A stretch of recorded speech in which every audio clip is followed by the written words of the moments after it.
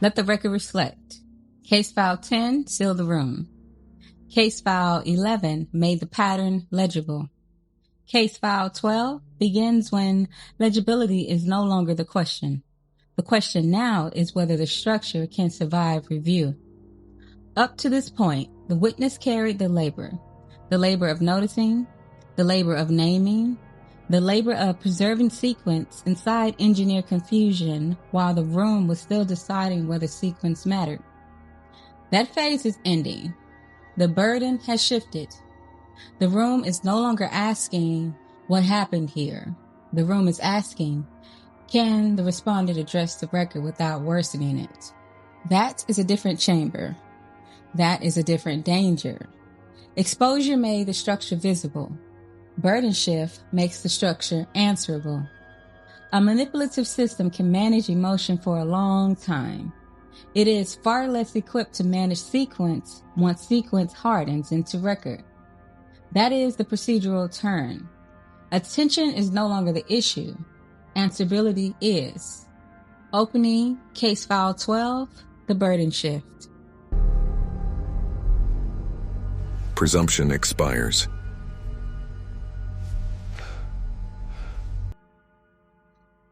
Every corrupt structure survives on presumption longer than it survives on proof. Presumption is a soft padding around contradiction. It is what lets the room say, maybe it was stress. Maybe it was miscommunication. Maybe this is mutual. Maybe there is context I do not know. That language does not clear the structure. It protects it, quietly, socially, repeatedly. Manipulative systems do not require certainty in their favor. They require hesitation in the room. They require interpretive softness. They require one more extension of patience, one more discount on the fracture, one more round of clarity issued without review. Case file 12 begins when that soften starts to expire. Not from cruelty, from repetition, from the unnatural consistency of the same fracture line appearing under different pressure points. The room has seen the maneuver too many times, in too many forms, from atmosphere alone to keep covering it. The explanation budgets tightens here. The old maybe stop covering the same amount of damage. The benefit of the doubt becomes expensive, and the room starts conserving it. That is the end of presumption. Not final ruling, not ceremonial collapse, the end of automatic softness. One sequence replaces atmosphere. Tone loses rank. Charm loses rank. Status loses rank. Urgency loses rank. The question is no longer whether the story feels persuasive. The question is whether it survives contact with the record.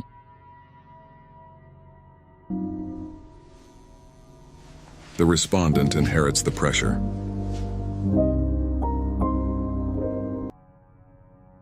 Every case file reaches a threshold where the witness is no longer the central problem. That is, that threshold. The respondent now inherits the pressure of the file. That is dangerous for a manipulative structure. It was built to control reaction, redirect attention, split the room, fatigue the room, seduce the room, shame the room, and overpower the room. It was never built to withstand examination. Examination is different. It is slower, cleaner, less impressed, less combustible. It does not need confession in order to work. It only needs the structure to keep talking long enough for its own architecture to become visible. That is the respondent's problem. Every available move now carries cost. Deny it, and the timeline starts contradicting the denial. Minimize it, and repetition contradicts the minimization. Justify it, and the motives begin showing itself. Pathologize the witness, and the panic begins showing itself. Stay silent, and the inability begins showing itself. There is no clean exit anymore. Not the kind the structure prefers. Not the kind that preserves both the image and maneuverability.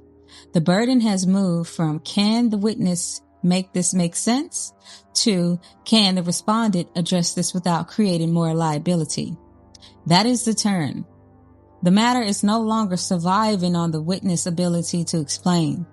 The matter is now surviving on the respondent's inability to survive the file cleanly. Reply becomes liability.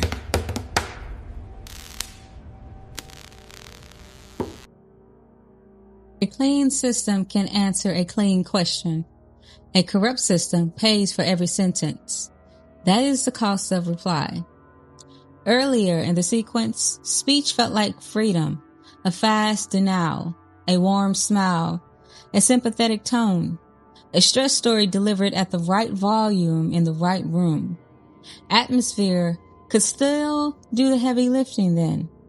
Case file 12 changes the economics of language. Now, every reply enters a structurally hostile environment. Not hostile emotionally, hostile evidentially. A room where sequence matters is a hostile to deception. A room where timestamps matters is hostile to improvisation. A room where patterns can be compared is hostile to selective memory. So, every answer starts narrowing future options. A denial locks the structure into aversion. A justification exposes motive. A correction confirms the point of fracture. A partial admission invites the next question. An overreaction adds more comparative data. An edited retelling creates discoverable seams. Nothing is free anymore. Speech is no longer release. Speech is exposure with the microphone. That is why manipulative systems begin sounding strange in this phase. Too broad in one room, too precise in another, too polished too quickly, too emotional at the wrong moment, too detached where a clean conscience would answer directly, too theatrical where clarity would have been enough. Procedural stress does not only threaten the lie, it destabilizes the speaker. It destabilizes the rhythm. It destabilizes the mask. The cleanup gets sloppier here. The pivots come faster. Different rooms receive different versions. Denials become selective. Timing gets strange. Language becomes overmanaged or theatrically wounded. That visible distortion is part of the file now. Silence stops being neutral.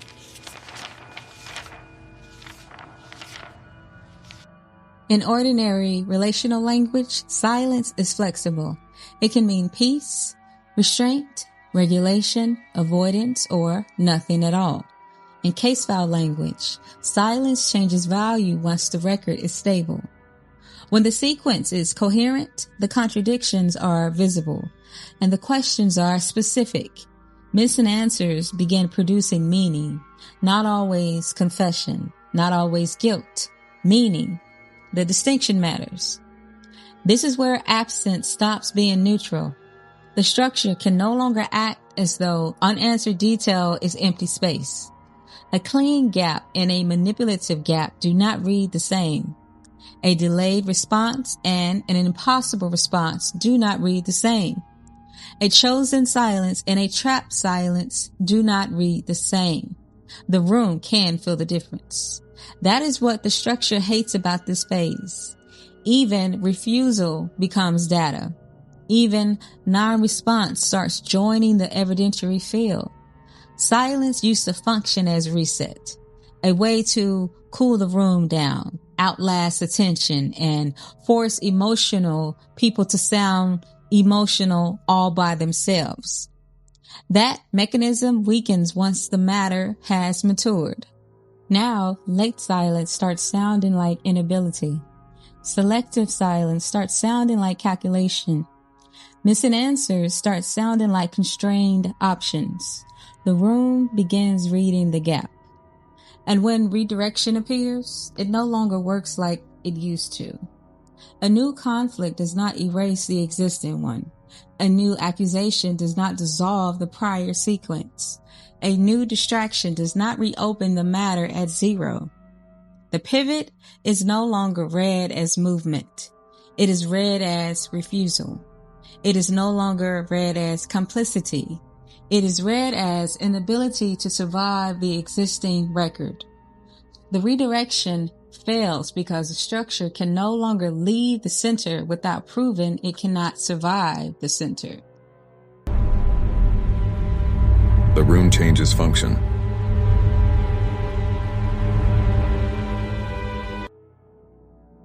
This is one of the most important turns in the file. Earlier, the room still behaved like an audience. It absorbed mood. It responded to tone, charisma, familiarity, history, rank, discomfort, and social gravity. An audience asked, who feels more believable? Who's easier to sit with? Who disrupts my current peace the least? Case file 12 changes the room's function. The room stops acting like an audience and starts acting like a reviewer. A reviewer does not need to like the witness. A reviewer does not need to feel inspired by the witness. A reviewer does not need a perfect performance. A reviewer compares. It notices repetition. It measures consistency under pressure.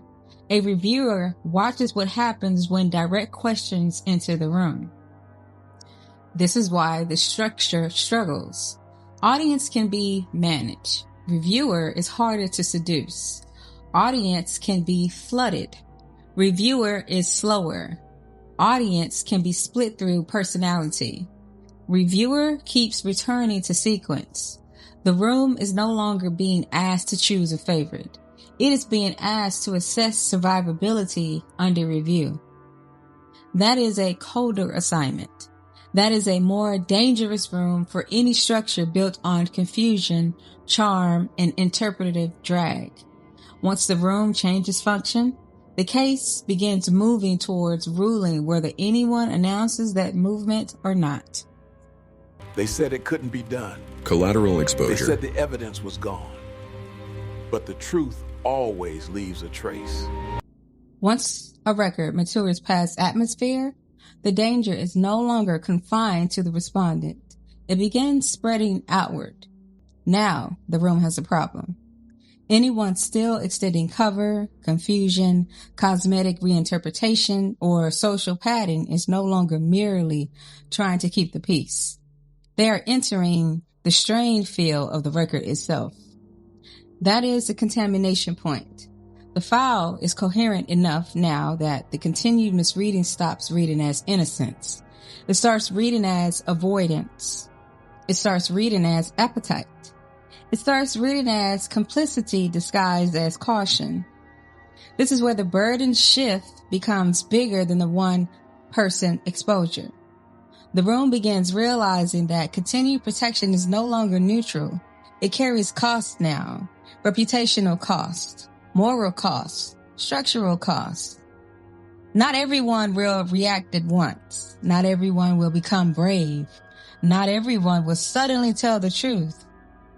That is how these rooms work. The split is quieter than that, more procedural, more self-protective. Language becomes more careful. Public support becomes less stable.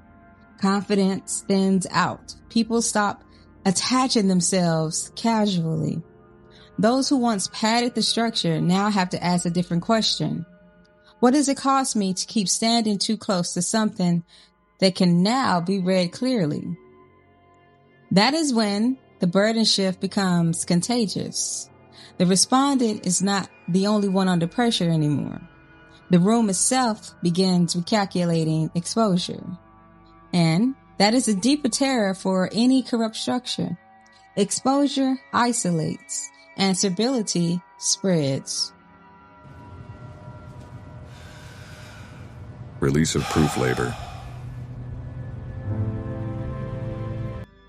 This is a point where the witness begins to feel the shift in the body, not yet as vindication, as release, procedural release, structural release. For too long, the witness had to do everything at once. Feel it, name it, track it, preserve it, explain it.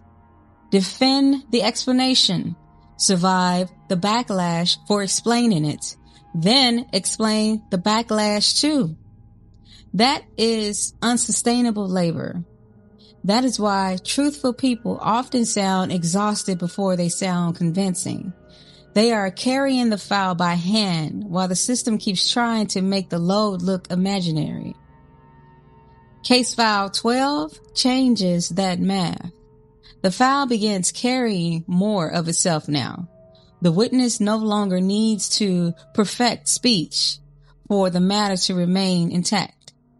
No longer needs a dramatic reveal. No longer needs the room to wake up at all or at once. No longer needs to keep bleeding in public just to prove blood exists. That is the release of proof labor. The respondent now has to live near the record.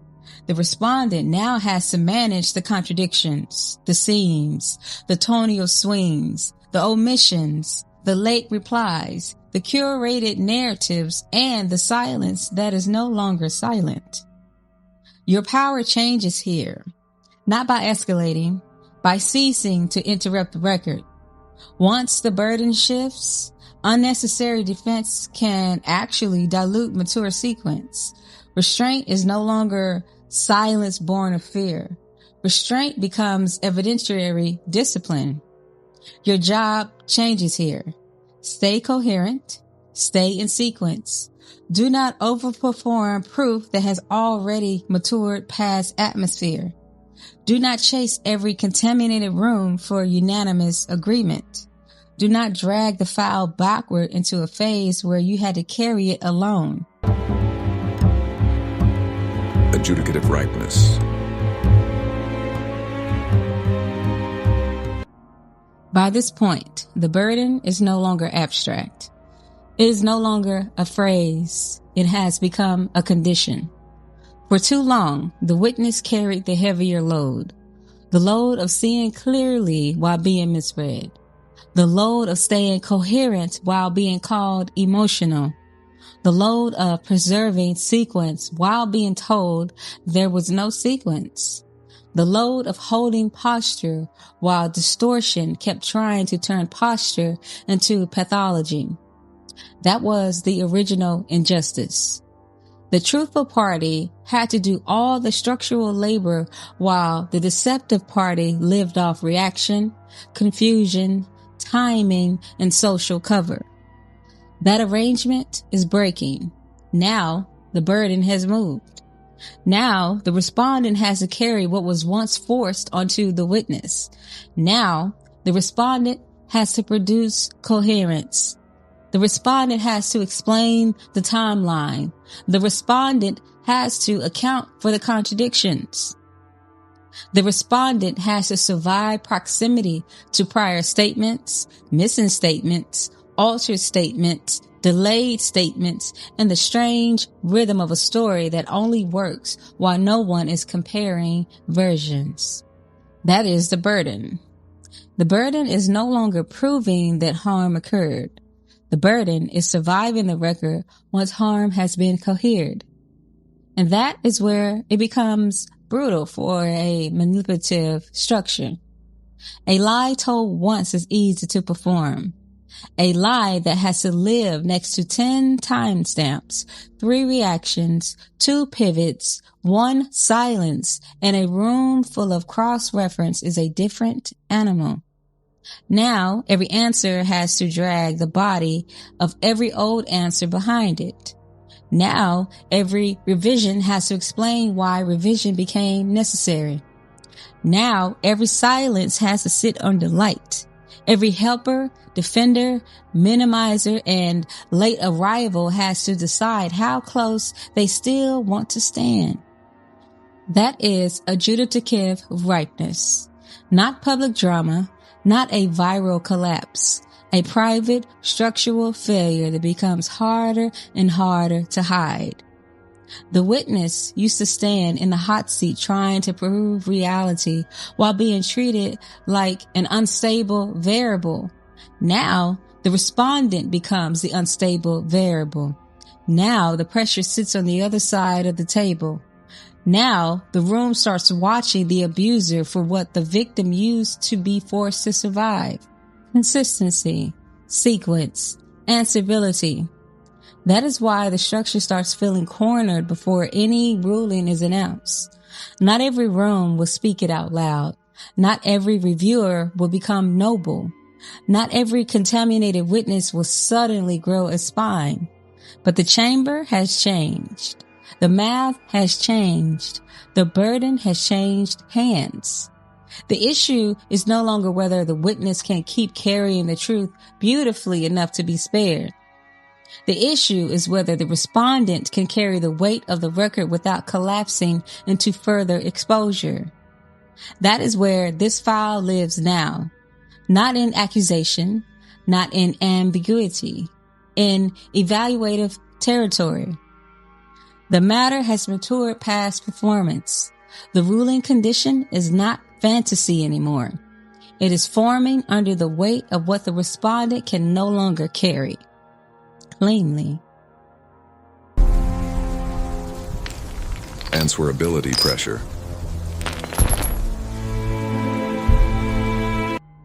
Let the record reflect. The burden did not disappear. It transferred. The witness carried it first. Carried the confusion. Carried the disbelief. Carried the social cost. Carried the labor of making truth legible inside a room that kept rewarding distortion. That phase is over. Now the respondent carries the burden of explanation, the burden of contradiction, the burden of sequence, the burden of living near a record that does not need perfect performance from the witness anymore. Only pressure from the truth. Status update. The room no longer needs more pain from the witness. The room needs endurance from the respondent. Endurance under scrutiny. Endurance under comparison. Endurance under the weight of prior words that no longer disappear after impact. Directive. Do not drag mature sequence backward into explanation theater. Do not pick up the burden once it has left your hands. Do not interrupt the pressure field trying to rescue the room from what it is finally starting to see. Do not mistake the respondent's strain for your assignment. Let them carry what they created. Let them account for what they denied. Let them answer next to the timeline. Let them feel the cost of every gap, every pivot, every omission, every contaminated ally, every late performance, and every version that cannot survive sitting beside the last one. That is answerability pressure. Not revenge, not spectacle. Transfer. Case posture update. The file holds. The room is reviewing. The witness is no longer carrying the full structure by hand. The respondent is now carrying the strain of the record. The matter is ripening for ruling. Case file 12. The burden shift. Status, matter, ripening for ruling. I am Woofy. Welcome to the resistance.